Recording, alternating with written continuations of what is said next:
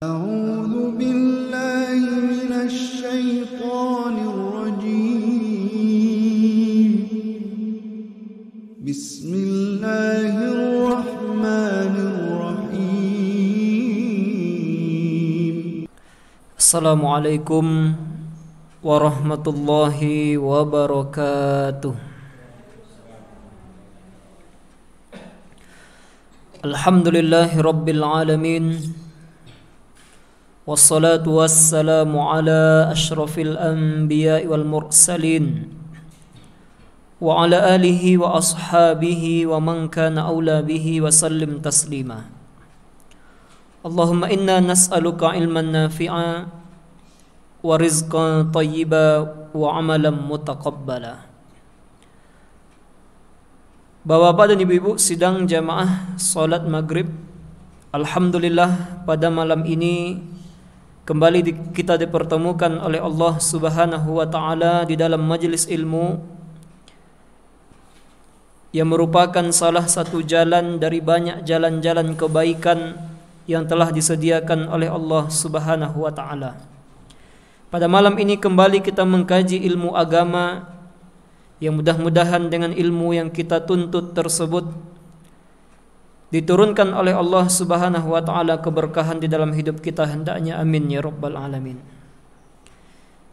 Pada malam ini insyaallah kita akan mengurai tentang silsilah perjalanan kita sebagai manusia, khususnya adalah perjalanan kita sampai nanti ke kampung akhirat. Maka untuk bahasan kitab Arba'in An-Nawawi kita pending sebentar. Yang ingin kita bahas adalah bagaimana sebetulnya kehidupan kita yang telah diatur oleh Allah Subhanahu wa taala berdasarkan ayat-ayat Al-Qur'an maupun hadis-hadis baginda Nabi sallallahu alaihi wasallam yang sahih.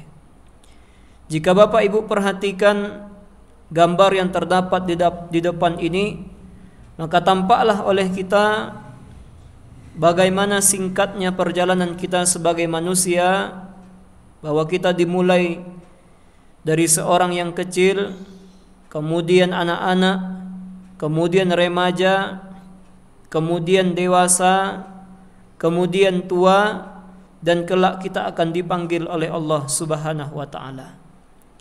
Maka marilah kita perhatikan, kalau kita mengkaji tentang perjalanan kita sebagai manusia, dan sebagaimana yang kita ketahui, kalau sudah hitungannya nanti di negeri akhirat, satu hari di negeri akhirat itu sama dengan 1000 tahun lamanya di dunia ini. Jadi satu hari bandingnya adalah 1000 tahun. Begitu lamanya perjalanan dunia selama 1000 tahun, itu baru dalam hitungan akhirat adalah selama satu hari.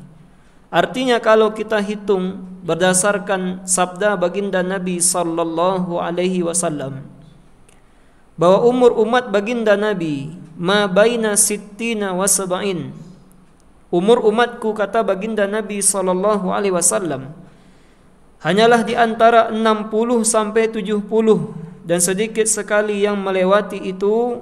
Artinya kalau hitungan di akhirat boleh jadi kita hanya hidup beberapa detik saja.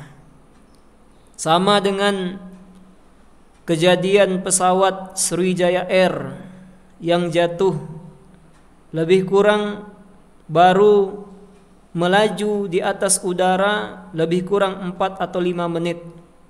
Yang kalau seandainya kita kalikan ke detik, 60 detik, berarti lebih kurang ada 320 detik dari bandar udara menuju Allah Subhanahu wa taala.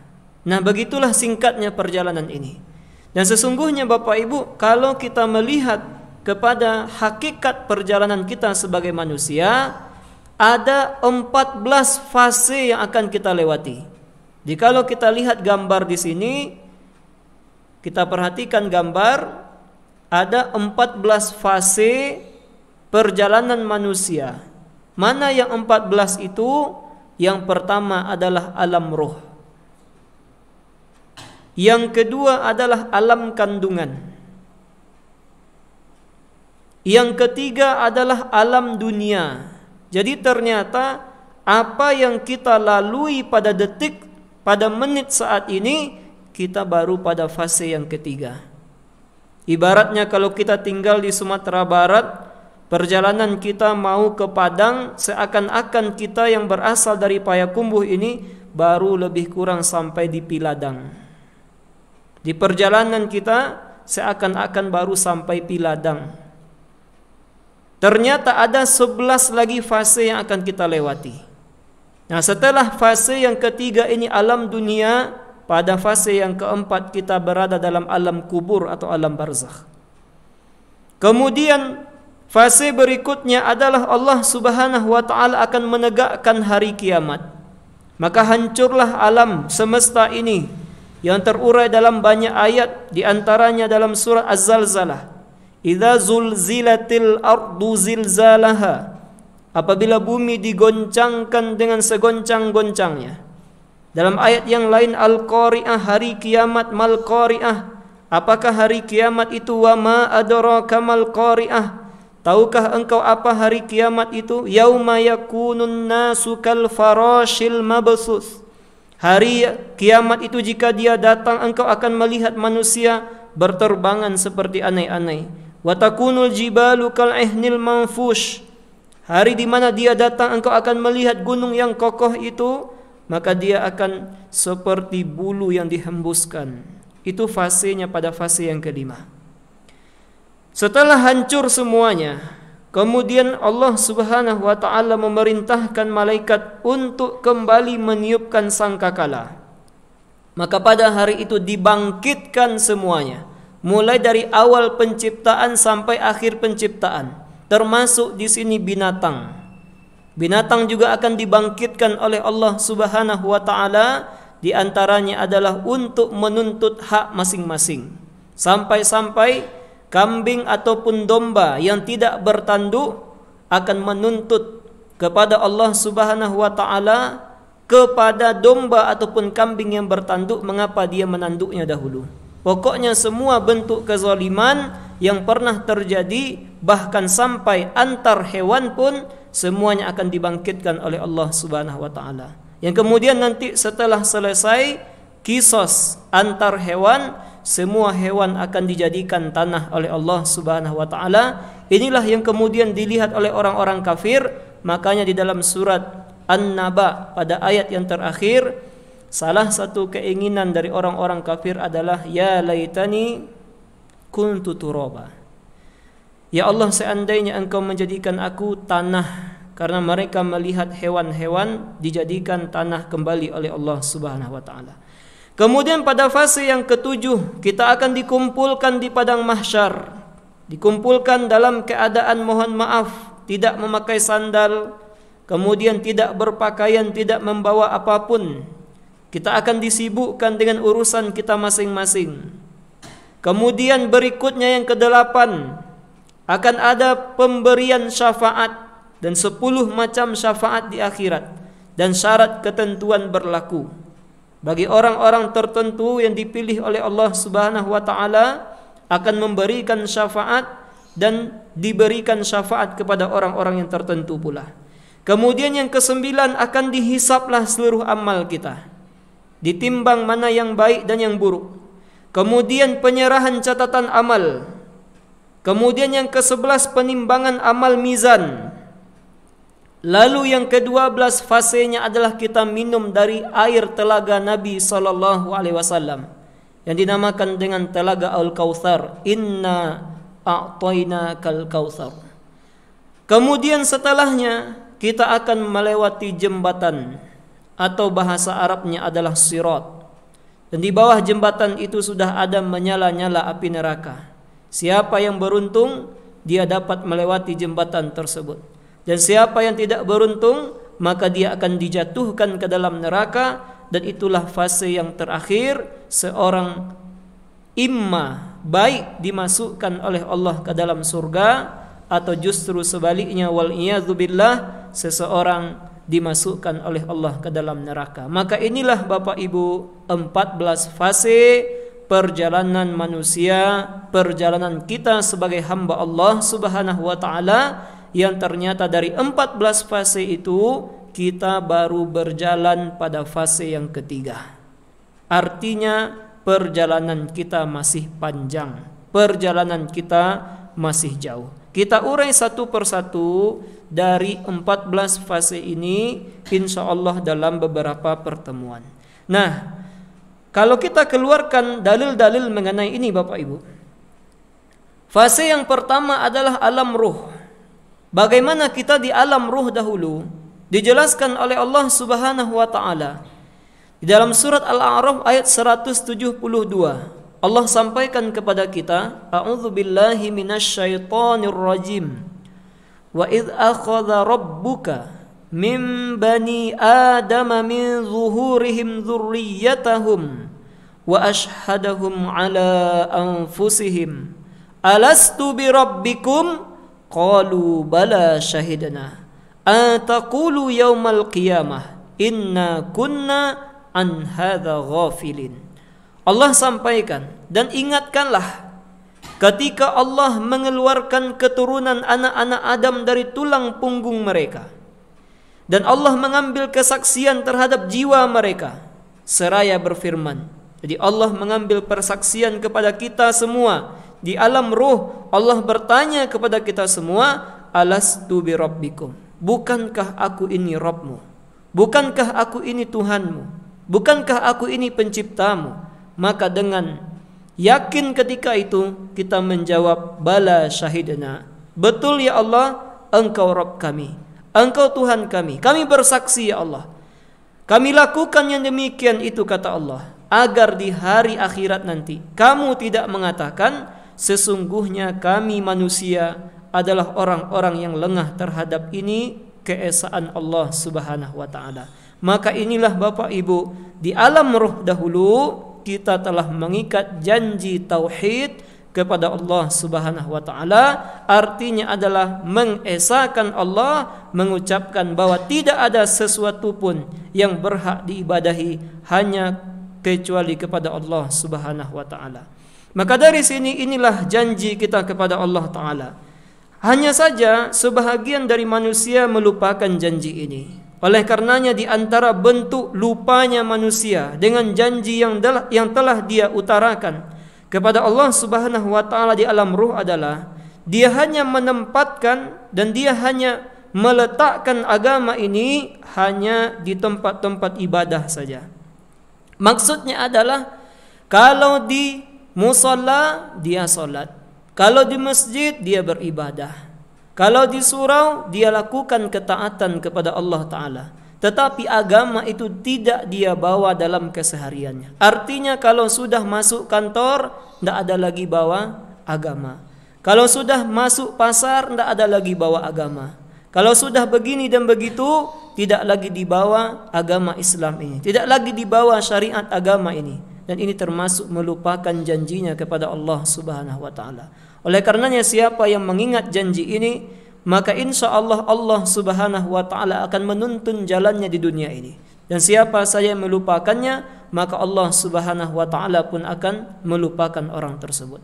Oleh karenanya Bapak Ibu, apa yang kita lakukan pada alam ruh dahulu, yang kita buat adalah membuat janji tauhid kita kepada Allah taala. Ketika Allah bersaksi, apakah aku ini, bukankah aku ini Rabbmu? Dan kita dengan mantap menjawab, betul, engkau adalah Rabb kami. Kemudian setelah alam ruh, kita berlanjut kemudian alam yang kedua. Apa alam kita yang kedua? Adalah alam rahim. Jadi kalau yang tadi alam ruh, yang kedua adalah alam rahim, di mana Allah Subhanahu wa taala menceritakan tentang alam rahim di dalam Al-Qur'an, surat Al-Mu'minun ayat yang ke-12 sampai ayat yang ke-14. Di mana Allah sampaikan kepada kita, "Walaqad khalaqnal insana min sulalatin min tin, thumma ja'alnahu nutfatan fi qararin makin, thumma khalaqnan nutfah 'alaqatan fa khalaqnal 'alaqata mudghah fa khalaqnal mudghata 'idhama fa kasawnal 'idhama lahma thumma ansha'nahu khalqan akhar fatabarakallahu ahsanul khaliqin. Allah sampaikan kepada kita dalam surah Al-Mu'minun, dan sesungguhnya kata Allah, kami telah menciptakan manusia dari suatu saripati yang berasal dari tanah. Kemudian kami jadikan saripati itu air yang disimpan dalam tempat yang kokoh, yaitu rahim. Kemudian air itu kami jadikan segumpal darah. Lalu segumpal darah itu kami jadikan segumpal daging. Dan segumpal daging itu kami jadikan tulang belulang.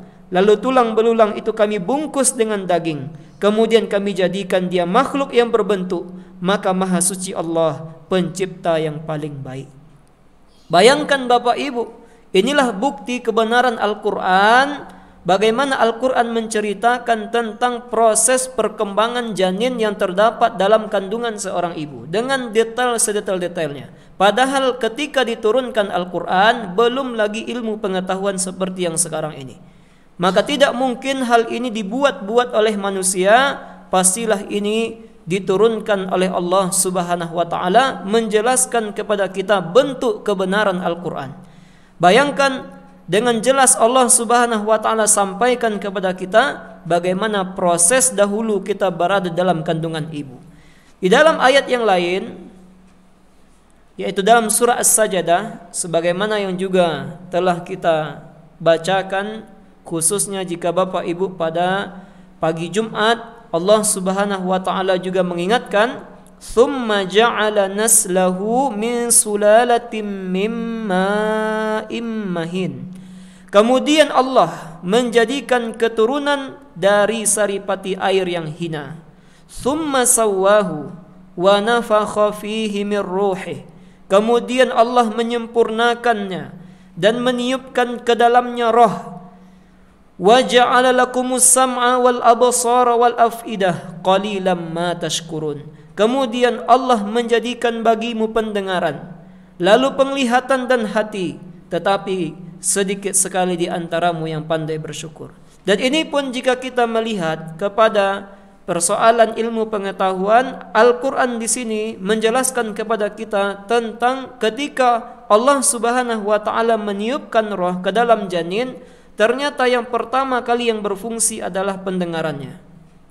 Dan ini ternyata Bapak Ibu dalam segi ilmu kesehatan ini pun dibuktikan bahwa seorang bayi yang pertama kali yang berfungsi dari semua anggota tubuhnya adalah sesuai yang diinformasikan oleh Al-Quran, wa ja'ala lakumus sam'a, dan kami jadikan bagimu pendengaran. Nah, ini bukti juga di antara kebenaran ayat-ayat Al-Quran. Selain ayat ini, Nabi SAW pun merincikan kepada kita di dalam hadis Bukhari dan Muslim. Insya Allah ini juga terdapat dalam kitab Arba'in An-Nawawi, di mana Rasulullah SAW bersabda, "Inna ahadakum, sesungguhnya salah seorang di antaramu, yujma'u khalquhu fi batni ummihi arba'ina yauma, dipadukan bentuk ciptaannya dalam perut ibunya selama 40 hari dalam bentuk air. Arba'ina yauman nutfah, thumma yakunu alaqatan mithla dhalik, lalu menjadi segumpal darah selama itu pula, selama 40 hari. Thumma yakunu mudghatan mithla dhalik, lalu menjadi segumpal daging selama 40 hari pula. Berarti ketika umur janin berada dalam perut ibunya selama 120 hari, baru kemudian yursalu ilaihil malak fayanfukhu fihi ruh. Barulah Allah kemudian mengutus malaikat, lalu ditiupkan roh ke dalam bayi tersebut. Nah, ini nanti Bapak Ibu menjadi perdebatan oleh para ulama dalam kasus, mohon maaf, apakah hukumnya aborsi. Aborsi di sini bukan maksud dalam hal yang banyak dilakukan oleh muda-mudi sekarang, tapi maksudnya di sini adalah jika seandainya perkawinannya sah, perkawinan antara suami istrinya sah, kemudian ternyata janin yang berada di dalam perut ibunya ini kemudian membahayakan ibunya, membahayakan kesehatan ibunya, apakah boleh pada kondisi ini aborsi? Nah, di sini terjadi perbedaan pendapat ulama melihat kepada hadis yang disampaikan oleh Nabi SAW di sini, apakah boleh misalnya sebelum umur 120 hari sebelum ditiupkan roh ke dalam bayi tersebut ataukah tidak. Tapi ini panjang, kita skip terlebih dahulu bahasan itu. Nah, jadi di sini dijelaskan oleh Nabi SAW, alam kita yang kedua adalah alam rahim. Kemudian Bapak Ibu, setelah berada dalam alam rahim, akhirnya kita berpindah ke alam yang ketiga. Inilah alam yang sekarang, yaitu alam dunia. Inilah titik nol kita. Di titik nol kita alam dunia dijelaskan oleh Allah Subhanahu wa taala bagaimana pula hakikat tentang dunia ini.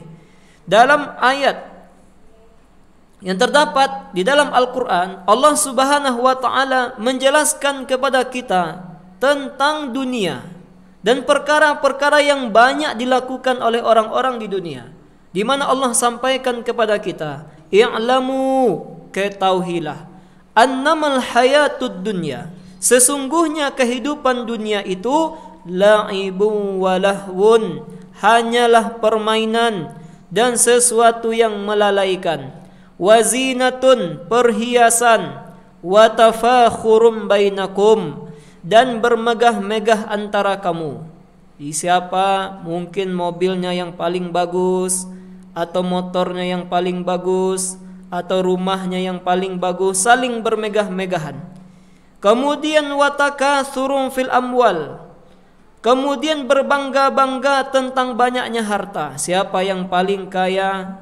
Kalau anak muda sekarang istilahnya sepatunya berapa harganya, jaketnya berapa harganya, baju kaosnya berapa harganya, jam tangannya berapa harganya.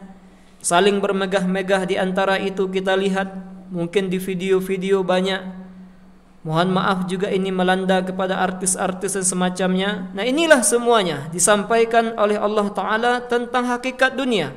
Bahkan wal aulad, bahkan berbangga-bangga tentang anak. Labara anak kini di mas sekolah anak, alhamdulillah anak ambola di siko. Ini adalah hakikat dunia yang telah dijelaskan oleh Allah di dalam Al-Quran. Kama sali ghaithin a'jabal kuffar nabatuhu summa yahiju fatarahu musfarra. Seperti hujan yang tanam-tanamannya mengagumkan para petani, kemudian tanaman itu menjadi kering dan kamu lihat warnanya kuning, kemudian menjadi hancur. Summa yakunu hutama. Wa fil akhirah, nah orang yang kalau melakukan itu semua, kata Allah, yang menjadikan dunianya hanyalah permainan saja, hanyalah sesuatu yang melalaikan saja, tidak tahu dia apa hakikatnya Allah menciptakan dirinya.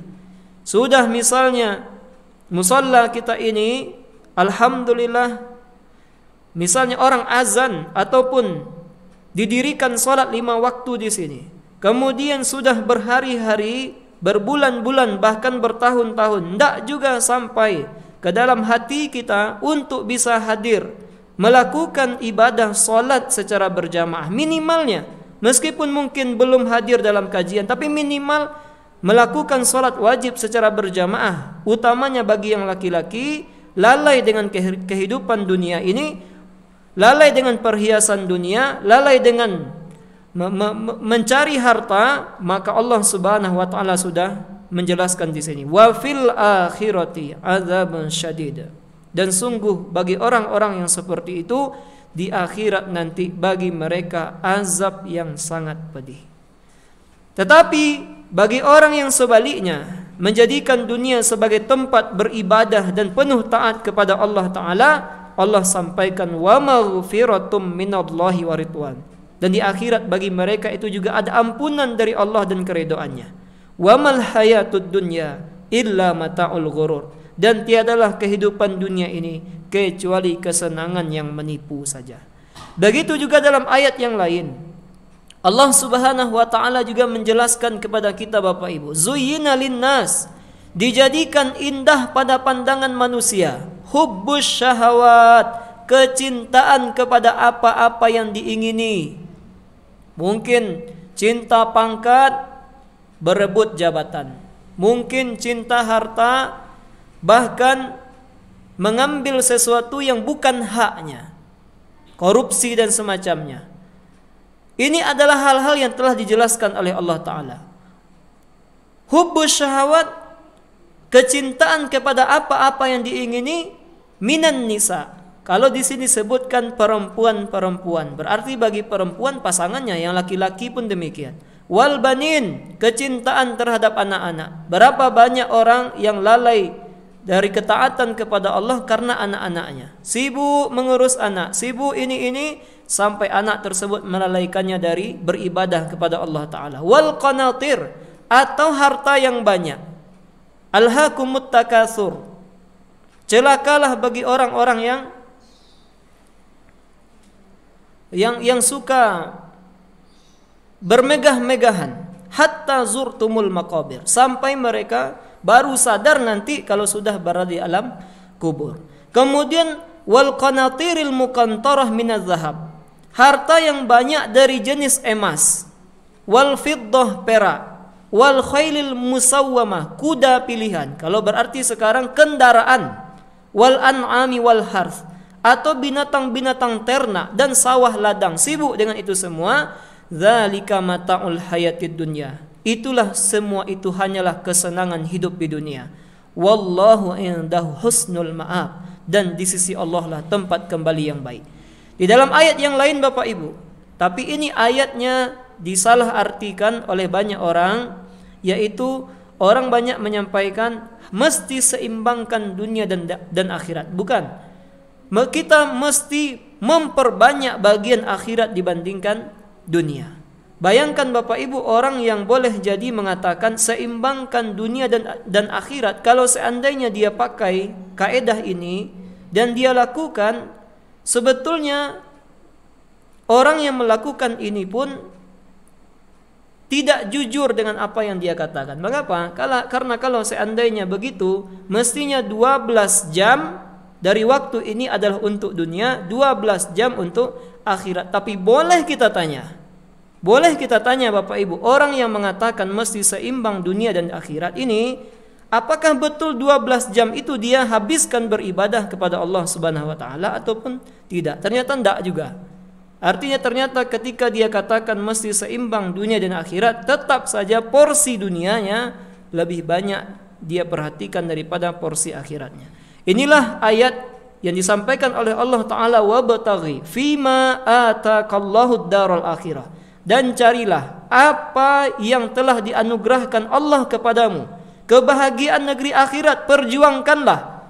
Jadi ini titik utamanya. Dan Allah sampaikan kepada kita, wala tansa nasibaka minad dunya, dan janganlah kamu melupakan kebahagiaanmu dari kenikmatan dunia. Jadi carilah akhirat, tapi dunia jangan lupakan. Jadi porsi akhirat mesti lebih banyak. Wa ahsin kama ahsanallahu ilaik, berbuat baiklah kepada orang lain sebagaimana Allah telah berbuat baik kepadamu.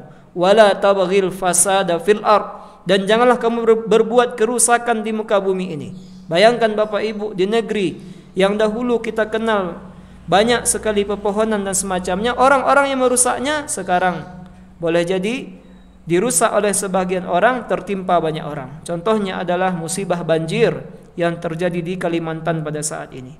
Innallaha la yuhibbul mufsidin, sesungguhnya Allah tidak menyukai orang-orang yang berbuat kerusakan. Begitu juga di antara doa yang diajarkan oleh Allah Subhanahu wa taala yang mesti kita perbanyak adalah wa minhum may yaqulu rabbana atina fid dunya hasanah wa fil akhirati hasanah wa qina azabannar. Ya Allah, ya Tuhan kami, berilah kami kebaikan di dunia dan kebaikan di akhirat, dan peliharalah kami dari pedihnya siksaan neraka. Inilah fase yang ketiga. Kemudian ketika kita mati, masuklah kita fase yang keempat, yaitu alam barzakh. Inilah Bapak Ibu. Marilah kita renungi jika kita melihat gambar ini.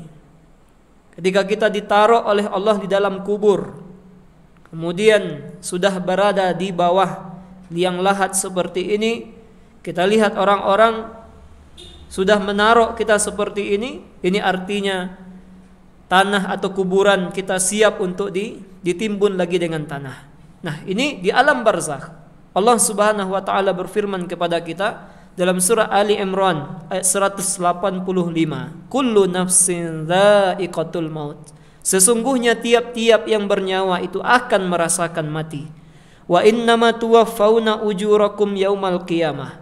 Dan sesungguhnya pada hari akhirat sajalah disempurnakan pahalamu. Faman zuhziha 'anil nar wa udkhilal jannata faqad faz. Nah, inilah Bapak Ibu kesuksesan yang sejati. Jikalau ada orang sekarang di dunia ini mengatakan dia sukses, belum. Itu kesuksesan yang semu. Sekaya apapun dia, setinggi apapun pangkatnya, dia belum sukses. Tapi yang sukses itu kata Allah Subhanahu wa taala, siapa yang dijauhkan dari neraka dan nanti di akhirat dimasukkan ke dalam sorga, nah itulah orang yang beruntung. Itulah orang yang sukses. Makanya seorang ulama ketika ditanya, mengapa? Apakah engkau tidak letih berdakwah? Apakah engkau tidak letih menyebarkan agama Islam ini? Dia katakan tidak. Sampai kapan? Sampai kedua kaki saya berada di dalam surga Allah Subhanahu wa taala. Kemudian Allah taala sambung, "Wa mal hayatud dunya illa mata'ul ghurur." Dan tiadalah kehidupan dunia ini kecuali kesenangan yang memperdayakan. Nah, begitu juga dalam perihal alam barzakh ini, dalam surah Al-Mu'minun juga ayat yang ke-100 Allah sampaikan kepada kita, hatta idza jaa ahaduhumul maut, hatta idza jaa ahadahumul maut. Demikianlah keadaan orang-orang kafir ketika datang kematian kepada mereka, qala rabbirji'un, barulah mereka mengatakan, ya Allah, kembalikanlah aku ke dunia. Untuk apa? La'alli a'malu salihan fima taraktu, agar aku, ya Allah, kalau engkau berikan kesempatan yang kedua, aku akan lakukan amal soleh yang dulu pernah aku tinggalkan. Makanya kami himbau, kami ajak, khususnya bagi diri kami sendiri, marilah kita memperbanyak ibadah kepada Allah Subhanahu wa taala. Mengapa demikian? Karena di antara bentuk penyesalan dari orang-orang kafir ketika datang kematian kepada mereka adalah mereka minta dihidupkan kembali. Gunanya apa? Untuk beramal soleh yang pernah ditinggalkan dahulu. Bahkan di dalam ayat lain, Bapak Ibu, salah satu hal yang disebutkan oleh Allah Subhanahu wa taala dalam bentuk amal solehnya adalah perkara tentang sedekah. Mengapa demikian? Karena kalau kita bersedekah, pahalanya tidak tanggung-tanggung di sisi Allah Ta'ala. Bahkan sebahagian dari sedekah yang kita berikan, pahalanya dapat terus mengalir meskipun kita sudah tiada. Maka ini mesti kita perhatikan. Apa kata Allah Subhanahu wa taala kemudian? Kalla, sekali-kali tidak. Innaha kalimatun huwa qailuha. Perkataan itu, kalimat itu tidak berguna lagi. Wa min waraihim barzakhun ila yaumi yub'atsun.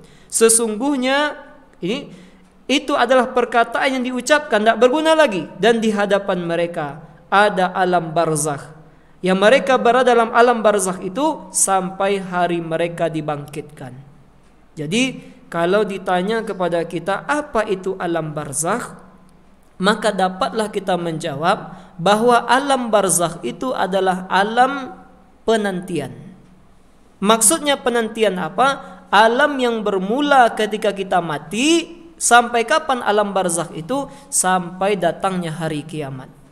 Di selama seseorang berada dalam kuburnya, dalam kondisi apapun bentuk kematiannya, apakah dikuburkan di dalam tanah ataupun tidak, boleh jadi, mohon maaf, sebahagian orang boleh jadi mengatakan kepada orang lain, contohnya adalah sebahagian agama ketika dia mati jasadnya tidak dikubur, tetapi kemudian dibakar jasadnya, abu-abunya kemudian disebarkan di lautan dan semacamnya. Itu semua adalah dia berada dalam alam barzakh.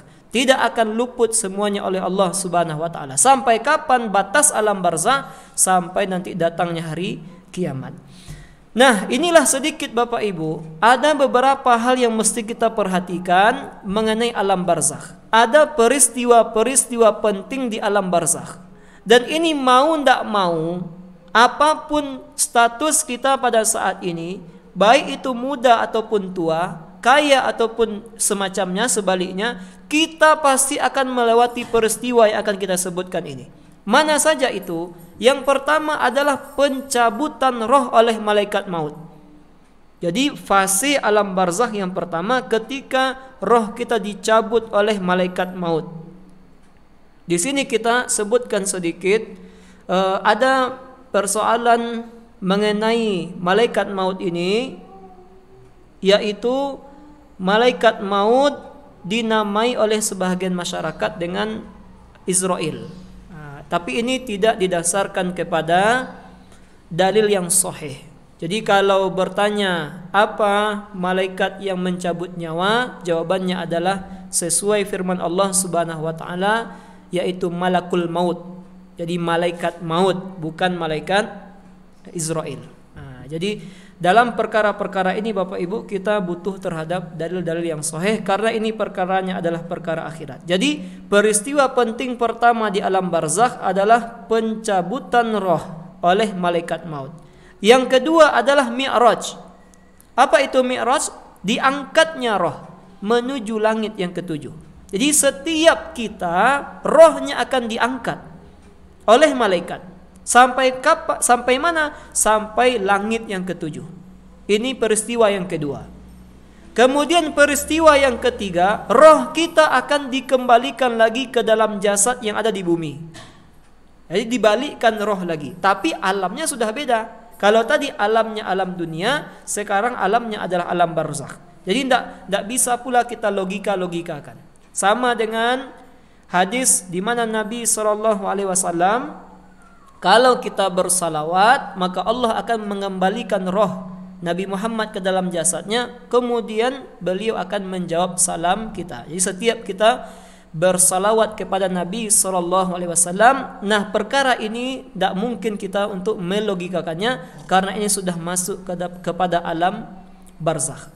Kemudian yang keempat, setelah roh dikembalikan ke dalam jasad kita, akan datang dua orang malaikat, Munkar dan Nakir, di dalam kubur, dan mereka akan memberikan pertanyaan kepada kita. Kemudian yang kemudian yang kelima, tergantung jawaban. Siapa yang mampu menjawab dapat nikmat, dan siapa yang tidak mampu menjawab, dia akan mendapatkan azab kubur. Dan yang keenam adalah masa menanti hingga hari kebangkitan. Siapa yang dapat menjawab berarti nikmat sampai datangnya hari kebangkitan. Siapa yang tidak mampu menjawab dapat azab hingga hari kebangkitan. Jadi ada 6 fase, 6 peristiwa penting khusus di alam barzakh. Mana saja itu? Dicabut roh, kemudian dinaikkan roh ke langit yang ketujuh, kemudian dibalikkan roh lagi, kemudian datang dua orang malaikat Munkar dan Nakir, kemudian tergantung jawaban kita, tergantung amal soleh kita. Kalau banyak amal soleh dapat nikmat, kalau tidak dapat azab. Kemudian kita akan menanti sampai datangnya hari kebangkitan. Kalau kita rinci satu persatu dari peristiwa yang akan kita alami, seperti ini hadis Nabi Sallallahu Alaihi Wasallam. Panjang ini Bapak Ibu, tapi kita ringkas. Kita sebutkan terjemahan saja mengingat waktu, bahwa datang hadis yang diriwayatkan oleh Imam Ahmad dari seorang sahabat yang bernama Barra bin Azib. Beliau menceritakan kepada kita tentang proses perjalanan roh. Jadi setiap kita akan melewati ini. Barra mengatakan, pernah dulu ada orang meninggal di kota Madinah. Nah, kami mempersiapkan liang lahat di pemakaman Baqi' kota Madinah. Ketika dipersiapkan liang lahat tersebut, kami duduk bersama Nabi SAW. Kemudian Nabi ada ranting di tangannya yang beliau main-mainkan ke tanah. Tiba-tiba Nabi menghadapkan kepalanya ke langit, kemudian menundukkan kembali, kemudian melihat lagi, menundukkan kembali. Kemudian Nabi bersabda kepada kami, "Ista'idzu billahi min adzabil qabri." mohon perlindunganlah kamu semua kepada Allah dari pedihnya azab kubur. Diulang oleh Nabi sebanyak 3 kali. Kemudian Nabi ceritakan kepada kami, sesungguhnya seorang mukmin apabila datang kematian kepadanya, dia akan kembali ke kampung akhirat. Turun malaikat dari langit dengan wajah yang berseri-seri. Cahaya wajah mereka seperti matahari. Mereka membawa kafnun, kain kafan dari kafan surga. Kemudian membawa wangi-wangian dari surga. Sampai malaikat yang turun dari langit ini akan yajlisu, duduk di dekat orang yang beriman calon jenazah, maddal basar, sejauh mata memandang. Jadi Bapak Ibu, kalau datanglah kita kepada orang yang sedang sakaratul maut, kemudian dibukakan oleh Allah tabir gaib ini, dapat kita melihat yang gaib, maka sejauh mata memandang orang yang sedang sakaratul maut, kita akan melihat malaikat semuanya. Kita akan melihat malaikat saja semuanya, sejauh mata memandang. Sedikit lagi Bapak Ibu. Kemudian barulah datang malaikat maut. Lalu malaikat maut ini duduk di kepalanya. Lalu malaikat maut ini berkata, ayyatuhan nafsut thayyibah, wahai jiwa yang baik, wahai jiwa yang tenang, ukhruji ila maghfiratin minallahi wa ridwan. Keluarlah engkau menuju ampunan Allah dan keredoannya. Maka keluarlah roh ini, kata Nabi, sebagaimana keluarnya air dari cere. Artinya halus keluarnya, lunak keluarnya. Fayakhudhuha fa idza akhadhaha. Kemudian malaikat maut mengambil roh tersebut. Baru dipegang oleh malaikat maut, diambil oleh malaikat yang membawa kain kafan tadi. Maka dipakaikan kain kafan dari sorga, kemudian dipakaikan harum-haruman dari sorga. Maka ketika itu wujidat ala wajhillah ka'at yabi nafhati miskin wujidat ala wajhil ar. Maka roh ini adalah roh yang harum ketika itu, seharum-harumnya wewangian dari yang ada terdapat di bumi ini. Ini proses yang pertama. Di proses yang pertama itu malaikat maut akan mencabut roh kita. Orang yang beriman, baru malaikat maut mengambil roh kita, langsung dipakaikan kafan kepadanya, kemudian dipakaikan harum-haruman kepadanya. Apa yang terjadi berikutnya? Apakah kita lanjutkan Bapak Ibu? Jadi setelah roh kita dicabut oleh malaikat maut, maka roh ini kemudian akan mi'raj, naik ke langit yang ketujuh. Jadi naik ke langit yang ketujuh, sampai pokoknya setiap melewati langit yang pertama, langit yang kedua, malaikat akan memuji roh ini, harumnya. Kemudian menanyakan kepada yang membawanya, siapa roh yang harum ini? Maka kita akan disebut dengan sebaik-baik nama yang ada di dunia. Kalau seandainya Bapak Ibu adalah ahli salat, maka dijawab dengan ahli salat. Ahli sedekah dijawab dengan ahli sedekah. Disebut kita dengan nama yang paling terbaik. Sampai kemudian pada langit yang ketujuh, Allah Subhanahu wa taala akan mengatakan kepada malaikat, uktubu kitab abdi fi alliyin. Catatlah amal hambaku ini di kitab Illiyin. Wa aiduhu ilal ardi. Lalu kembalikan dia ke bumi lagi. Karena dari bumi aku ciptakan, ke bumi aku kembalikan, dan dari bumi maksudnya dari tanah aku ciptakan ia untuk yang kedua kalinya. Maka ini proses yang kedua.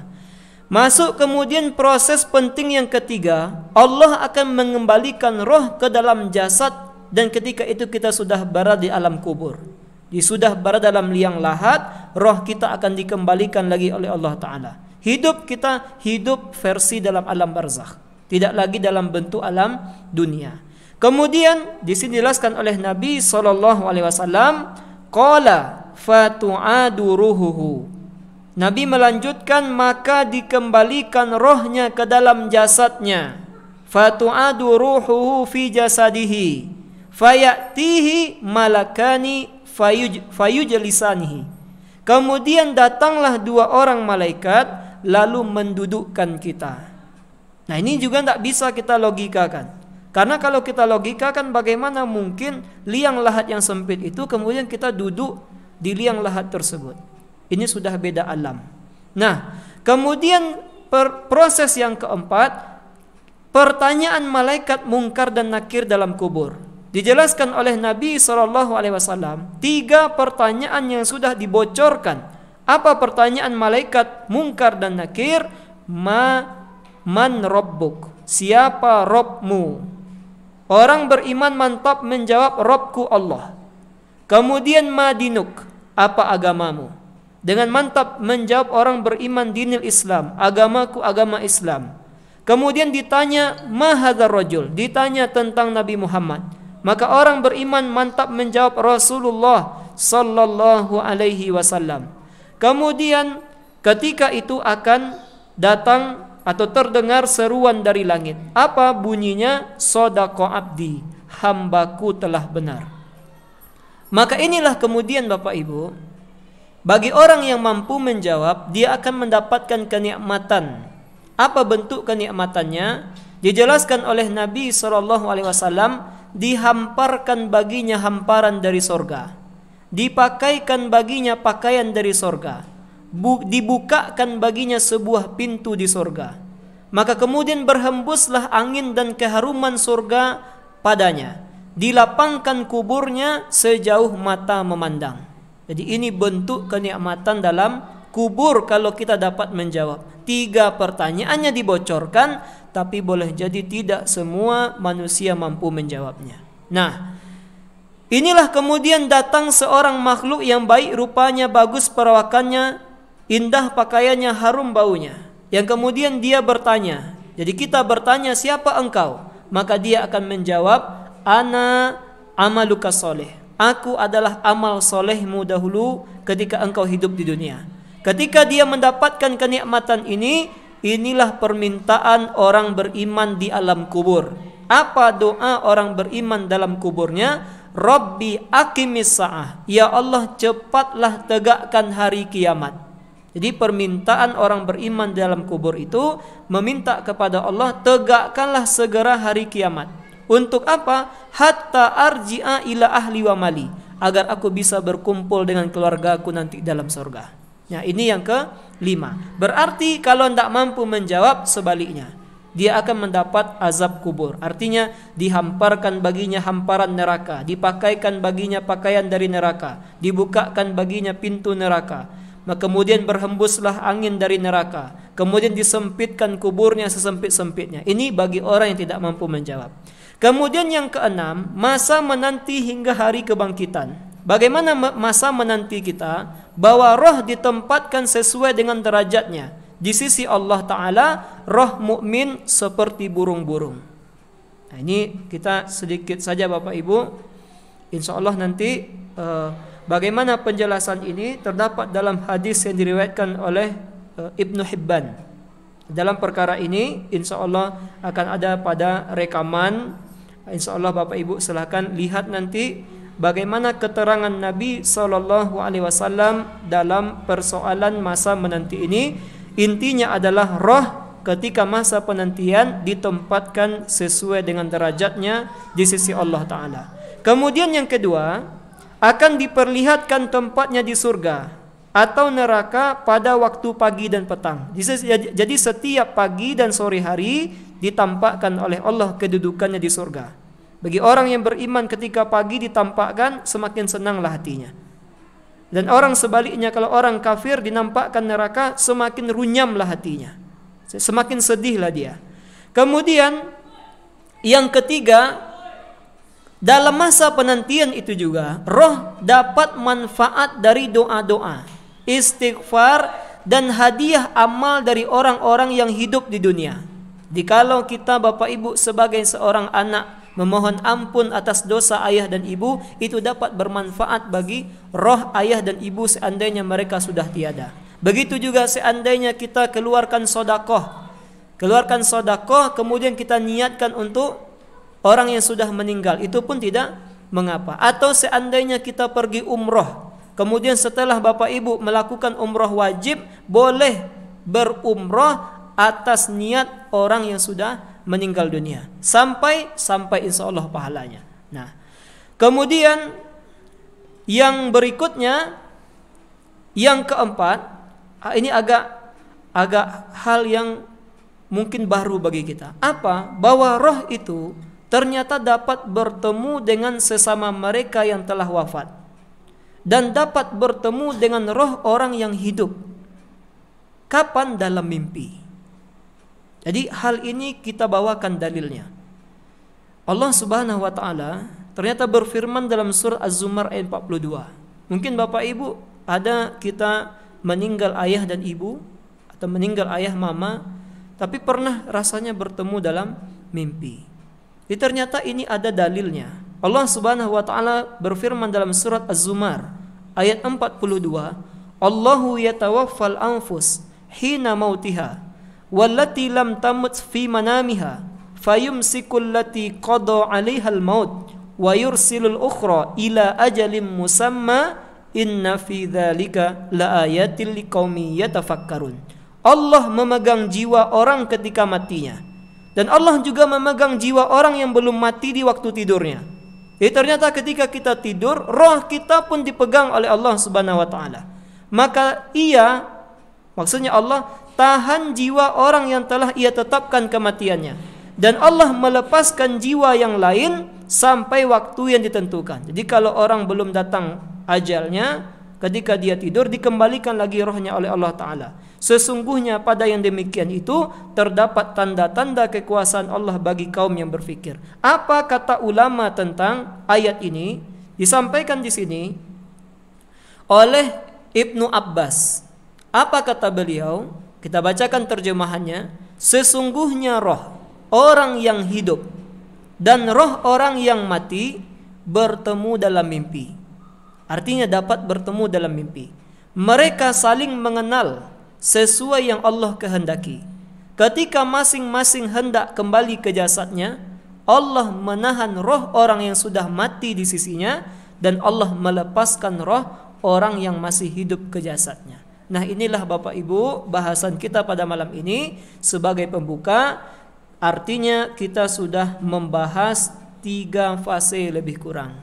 Yang pertama fase alam roh, kemudian fase alam rahim, 4 fase bukan. Kemudian yang ketiga alam dunia, dan yang keempat adalah alam barzakh. Mudah-mudahan bermanfaat Bapak Ibu. Mohon maaf jika ada kesalahan. Kita tutup dengan doa kafaratul majlis. Subhanakallahu bihamdik, asyhadu an la ilaha illa anta, astaghfiruka wa atubu ilaik. Assalamualaikum warahmatullahi wabarakatuh.